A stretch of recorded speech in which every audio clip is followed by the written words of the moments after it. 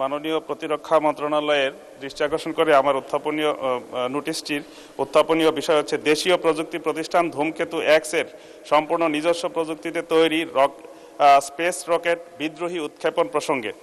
দেশের প্রতিরক্ষা ব্যবস্থাকে স্বনির্ভর করতে আমাদের দেশীয় তরুণরা এখন নিজস্ব প্রযুক্তিতে ড্রোন ও রকেটের মতো উচ্চ প্রযুক্তির সামরিক সরঞ্জাম তৈরি করছে, কিন্তু অত্যন্ত পরিতাপের বিষয় একটি যুগোপযোগী জাতীয় নীতিমালার অভাবে এই বিপুল সম্ভাবনাময় উদ্ভাবনগুলো আটকে রয়েছে।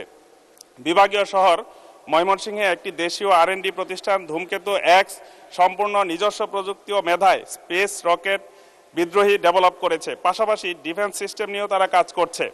এটি আমাদের জাতীয় গর্ব, কিন্তু অত্যন্ত দুঃখের বিষয় দেশে রকেট উৎক্ষেপণ এবং পরীক্ষামূলক ফ্লাইটের কোনো সুনির্দিষ্ট গাইডলাইন বা নীতিমালা এখনো তৈরি করা হয়নি। এই কারণে তারা এটি উৎক্ষেপণ করতে পারছে না।